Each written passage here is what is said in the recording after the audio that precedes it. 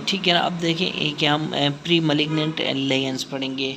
देखें pre malignant लेयंस में कौन से कहते हैं, दीज आर दोज लेयंस या दोज कंडीशंस जो कि अगर left untreated they can progress to carcinoma कराएंगे। ठीक है ना। तो प्री मलिग्नेंट लेयंस में भी हम एक क्लासिफिकेशन से पढ़ेंगे कैसे pre malignant lesions of epidermis, pre malignant lesions of skin appendages. ठीक है ना। स्किन अपेंडेजेस जिसमें एक्स्ट्रा मेमोरी पेजेट डिजीज शामिल है, और उसके बाद pre malignant lesions of the melanocytes. इन तीन हेडिंग्स में हम पढ़ेंगे।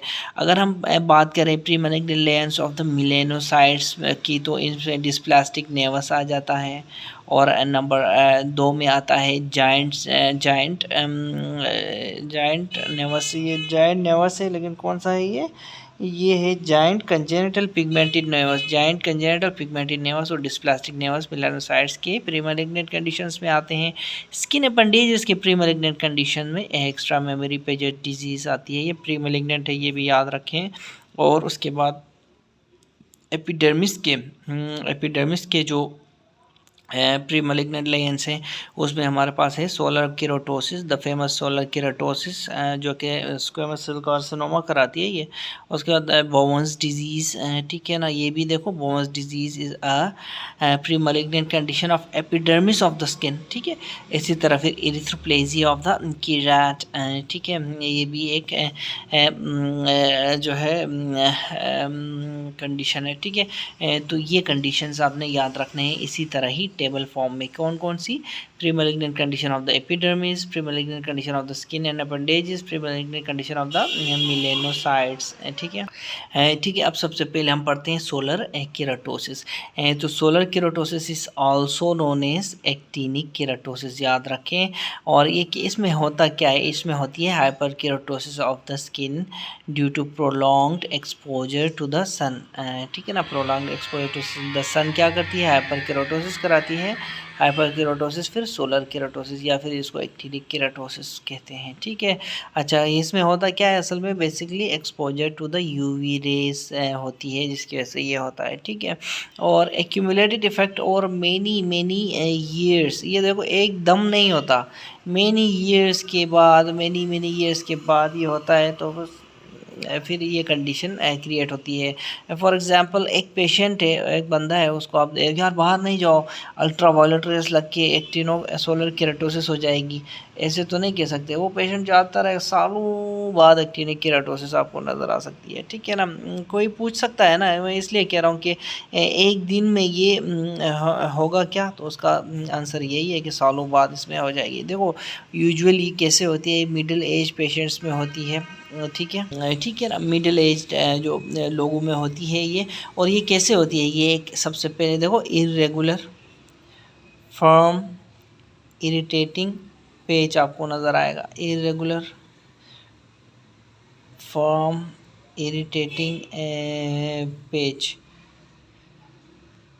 ठीक है ना। तो यानी कि ये एक पेच होता है मिडिल एज पेशेंट्स में, ये ग्रुप में ये कौन कैसा होगा, इरेगुलर फर्म और इरिटेटिंग इफी पेच, ये इस तरह का पेच है। ठीक है ना। ये फ्लैट हो सकता है ये पेच, या फिर रेज्ड भी हो सकता है। याद रखें, ये जो पेच है फ्लैट हो सकता है और रेज्ड भी हो सकता है।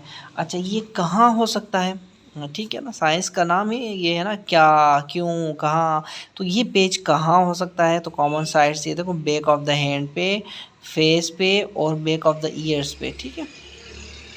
फेस, ईयर्स और बैक ऑफ हैंड पे ये हो सकता है। अच्छा, इसकी हम ट्रीटमेंट क्या करते हैं, एक्टिनिक केराटोसिस की 5-फ्लोरोयूरेसिल क्रीम हम यूज़ करते हैं in patients with multiple lesions. What about the patient with single lesion, ये हमारा एक क्वेश्चन है। देखो मल्टीपल लेयंस हैं तो हम 5-फ्लोरोयूरेसिल क्रीम यूज़ करते हैं। ठीक है। ठीक है। फिर हमारे पास है बोवेन्स डिजीज़। हमने पहले कहा था ना क्लासिफिकेशन में, हमने सोलर केराटोसिस पढ़ना है, उसके बाद बोवेन्स डिजीज़ हमने पढ़ना है। तो आहिस्ता आहिस्ता फिर हम दूसरी चीज़ें भी पढ़ते जाएंगे। ठीक है, तो बोवन्स डिजीज़ हम देखते हैं। बोवन्स डिजीज़ क्या है? बोवन्स डिजीज़ देखो ये असल में है कार्सिनोमा इन सीटू, ठीक है ना, जो कि फिर क्या कराता है? बोवन्स डिजीज स्क्वेमस सेल कार्सिनोमा कराता है। अब 3 से 11% चांसेस होते हैं कि ये स्क्वेमस सेल कार्सिनोमा बनाए। ठीक है, ठीक है ना। अब ये होता कैसे है? ठीक है, मैंने तो आपको ये कहा कि बोवन्स डिजीज़ एक कार्सिनोमा इन सीटू है जो कि स्क्वेमस सेल कार्सिनोमा बनाता है।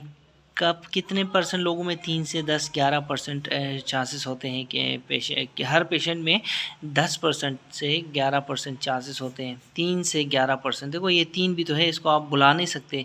यानी कि बोवन्स है तो इसका मतलब ये नहीं है कि आप पेशेंट को सीधा ये बोल देंगे यार 10% चांस है इसका। देखो आपने 3 से 10%, ठीक है, फिर इसमें डिफरेंट फैक्टर्स आएंगे तो देखते हैं इसके चांसेस बढ़ते जाएंगे। मैक्सिमम 10 से 11% इसके चांसेस है, यानी कि मिनिमम 3% चांसेस हैं, मैक्सिमम 11% चांसेस हैं बोवन्स डिजीज़ के स्क्वेमस सेल कार्सिनोमा बनने के। अब ये लेयन बनता कैसे? देखो ये लेयन बनता है, ये भी एक पैच है। मैंने कहा था ना जिस तरह ये सोलर केराटोसिस एक ईफी पेच है, irritating irregular firm page, IFFI page है सोलर केराटोसिस। तो बोवन्स डिजीज़ ऐसा नहीं है। बोवन्स डिजीज़ मैस पेज है। मैस क्या है? मल्टीपल इरिथमेटस स्केली पेजेस होते हैं। कहाँ होते हैं? ट्रंक पे होते हैं। ठीक है ना, याद रखें। उसके बाद ये पेजेस जो होते हैं ये फिर these are with raised margins, ठीक है ना। जबकि एक्टिनिक केराटोसिस में देखो, एक्टिनिक केराटोसिस में फ्लैट हो सकते हैं, रेज्ड हो सकते हैं, लेकिन बोवन्स में ऐसा नहीं है। बोवन्स में ये रेज्ड हो सकते हैं। बोवन्स देखो, बोवन्स ट्रंक पे है, जबकि एक्टिनिक केराटोसिस यहाँ पे देखिए, actinic keratosis back of the hand पे, फेस पे और ईयर्स पे होती है। ठीक है, अच्छा ये हो गया।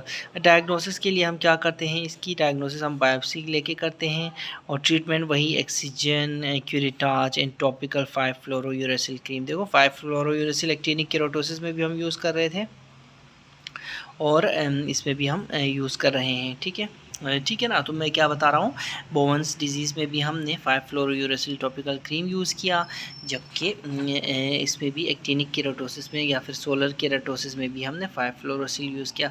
यहाँ पे एक और बात मैं बताना चाहूँ, देखो सोलर केराटोसिस एक प्री मैलिग्नेंट कंडीशन है, जबकि सिबोरिक केराटोसिस, ये देखो हमने पहले भी आपको बताया है। यहाँ पे आ जाएँ आप शुरू की क्लासिफिकेशन में, तो यहाँ पे सिबोरिक केराटोसिस हमने आपको बताया था।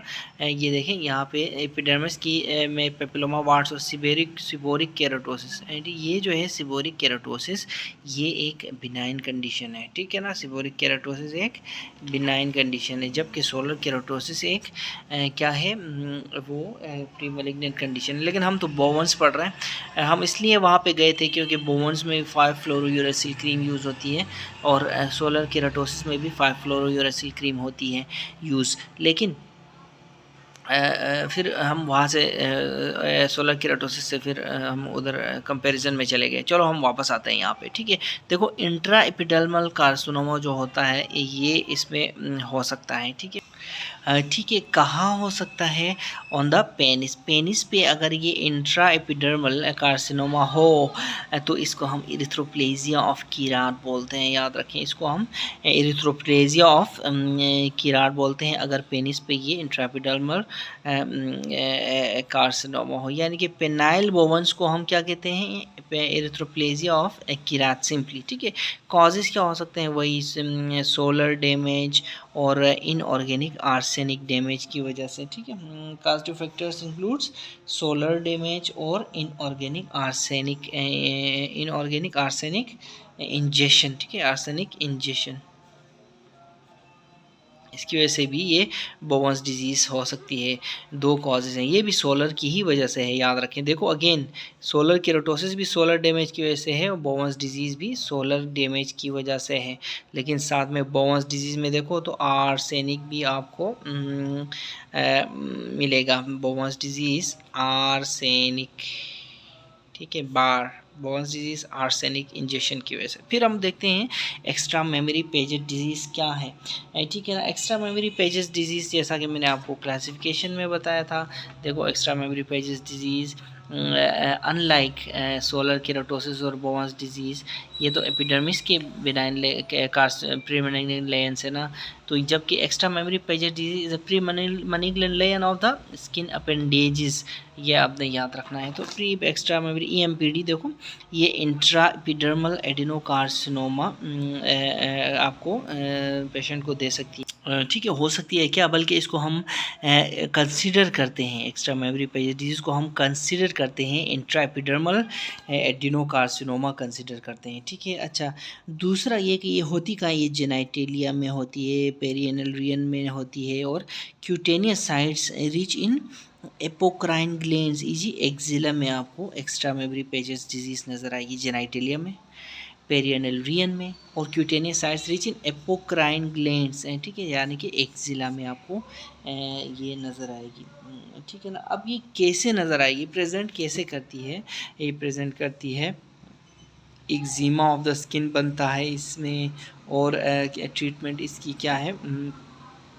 Eczema of the skin of the treatment क्या है इसकी, फिर सर्जिकल एक्सीजन है। देखो सर्जिकल एक्सीजन इसकी ट्रीटमेंट है एक्स्ट्रा मेमोरी पेजेस डिजीज़ की, ठीक है, ठीक है ना। तो इस जगह में हमने प्री मैलिग्नेंट एपिथेलियल लेयर्स हमने देख लिए, ठीक है। अब हम देखते हैं कि प्री मैलिग्नेंट एपिडर्मल लेयर्स तो हमने देख लिए ना, अब हम मैलिग्नेंट एपिडर्मल लेयर्स हम पढ़ेंगे, ठीक है ना। मैलिग्नेंट एपिडर्मल लेयर्स में हमारे पास दो फेमस लेयर्स हैं, बेसल सेल कार्सिनोमा और स्क्वेमस सेल कार्सिनोमा, ठीक है ना, ये हम देखेंगे।